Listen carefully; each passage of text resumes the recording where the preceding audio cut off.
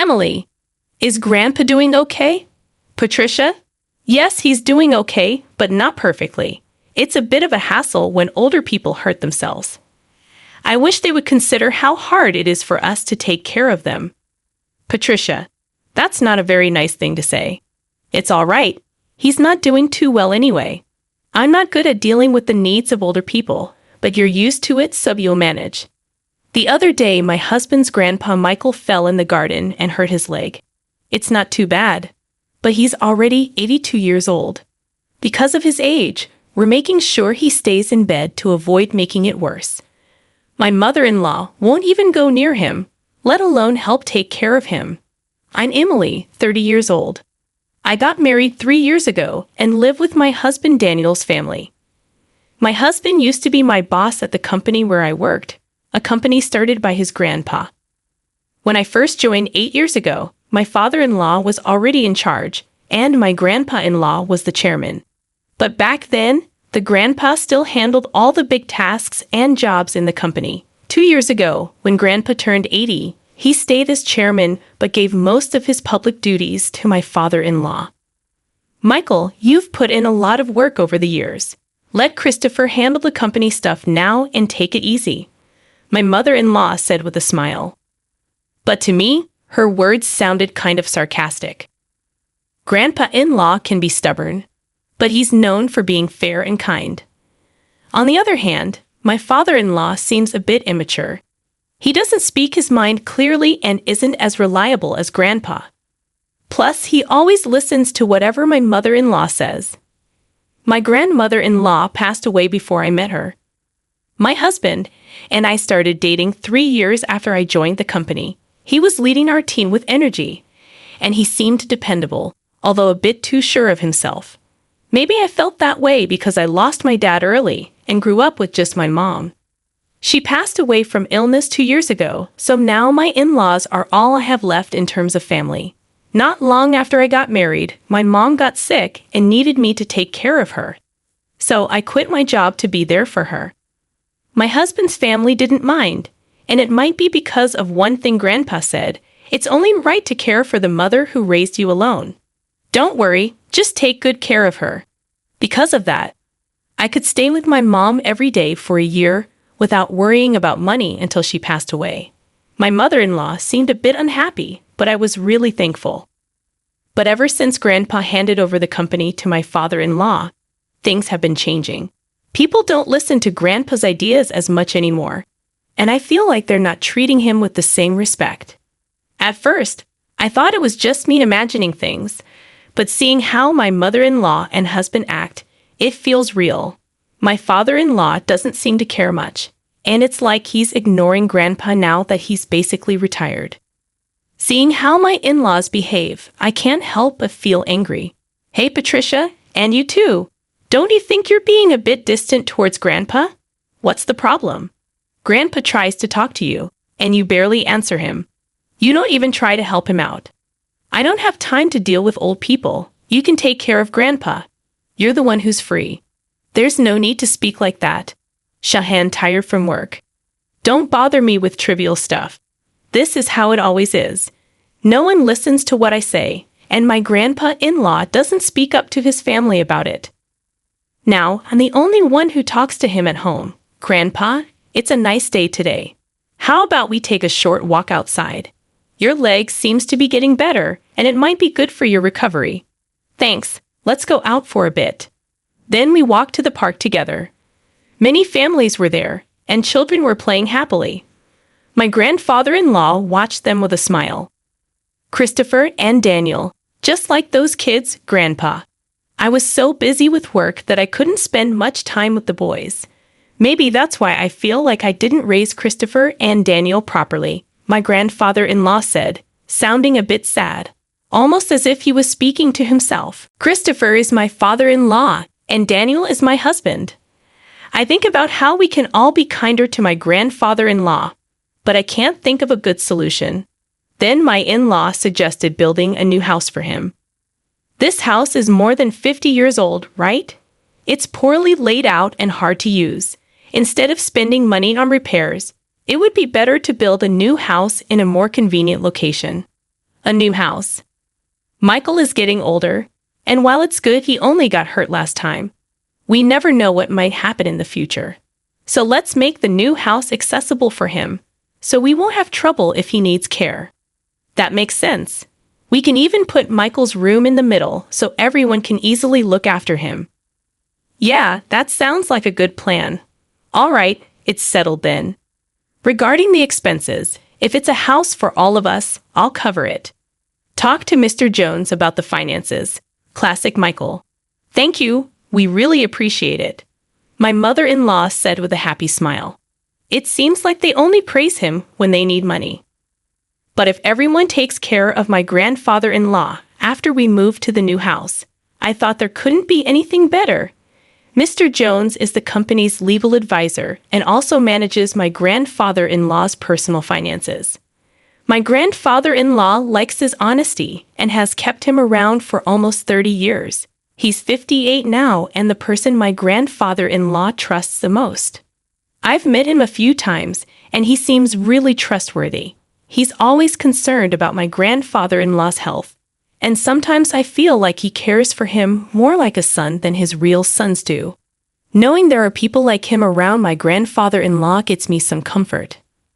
I didn't know exactly what kind of house they were building or where it was going to be, but my mother-in-law seemed really happy, and the three of them were looking at interior design magazines and discussing things, so it seemed like everything was going well.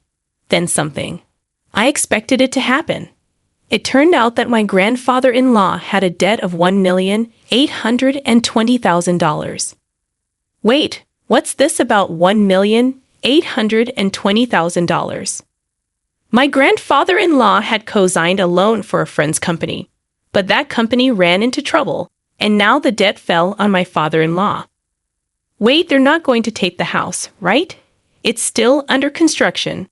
Since the contract is already done, and like Patricia said, it's in the president's name, so it's okay. My mother-in-law said with relief. Oh, thank goodness. I'm glad things turned up the way I suggested, I said. Hearing that conversation, I realized for the first time that the house was in my father-in-law's name, even though my grandfather-in-law had paid for it. It seemed like something my mother-in-law would do. I also wondered why they didn't consider giving up the house to help pay off the debt. Hey, this debt is Michael's responsibility, not ours, over the company's, right? Well, it was signed under Michael's name. Oh, okay then, no problem. I couldn't see any good in the situation, but since my grandfather-in-law didn't say anything during that conversation, I didn't say anything either. After all, it's not an amount of money I could handle. Then, a few days later, my grandfather-in-law's behavior started to change slowly. Grandpa, what do you want for lunch? Who are you calling Grandpa? I'm only 50. You have no right to call me that? Huh, sorry, Emily, right. At first, I thought he was just lost in his thoughts, but when it kept happening, I started to feel worried. Patricia, where's my food? What are you doing? Grandpa, I'm Emily. Patricia is your daughter-in-law. You already ate your meal. I didn't eat. Are you trying to starve me? I started to wonder if my grandfather-in-law's behavior change was triggered by the huge debt, and maybe the fact that none of his family members were trying to help him made it even harder for him. What could I do to help him? I tried to take him to the hospital, but he refused to go. Perhaps he didn't want to admit that he might have dementia. I didn't want to push him, but I felt powerless on my own. I talked to my husband about it, but he just said it wasn't his problem. I couldn't rely on my mother-in-law either, so I thought my father-in-law was my only option. Yeah, Patricia told me, Daniel. They suspect it might be dementia. Could you come to the hospital with us? But it's not that serious yet, right? If we go to the hospital, others will find out about my dad having dementia. There are medications now that can help slow down the progression. Well, there's no need to be in a hurry. Let's observe him a bit longer. Since Emily is here, everything will be fine, won't it? I couldn't shake the feeling of how unreliable these people were. I couldn't rely on them. Grandpa, let's go to the hospital. Let's get you checked out properly. Who are you? Where do you think you're taking me? You're plotting something. I almost cried seeing how my once gentle grandfather-in-law had become so stubborn, but my mother-in-law just laughed, finding it amusing. Even if he used to be the chairman, his time is over now. Everything, even the company, belongs to Christopher, Patricia. Grandpa isn't completely out of it. He can hear everything. He'll forget everything soon. He'll start wandering, dribbling. Just the thought of it gives me chills. He's nothing but a burden now. How can you say that? Grandpa has worked hard for the family his whole life. My mother-in-law's words made me both angry and sad. But my grandfather-in-law simply smiled. See, this old man doesn't understand anything, Patricia, she said with a laugh. I was furious at my mother-in-law's callousness, but I held on to hope. Once we moved into the new house that Grandpa had helped build, maybe things would change. Maybe the family would show him gratitude and kindness. I couldn't completely let go of that faint hope. 2 months later, the house was finally finished.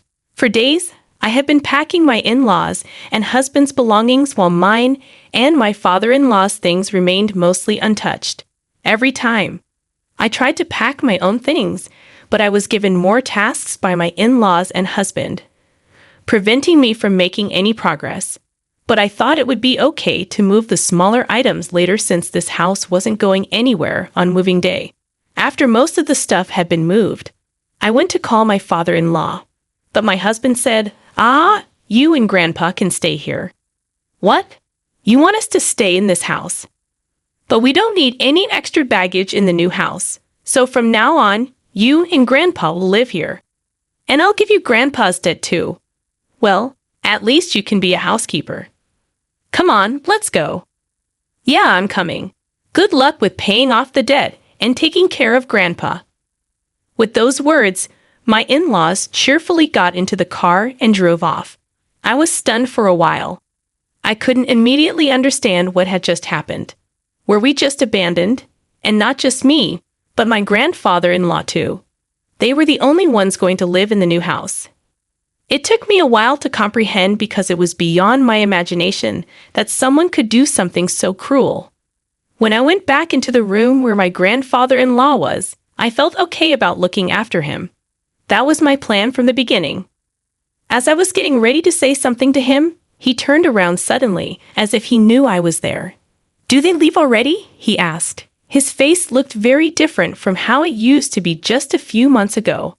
Honestly, he seemed like a different person. "I was just talking to Mr. Jones," my grandfather-in-law said. "Did you finish firing the unnecessary staff, Chairman?"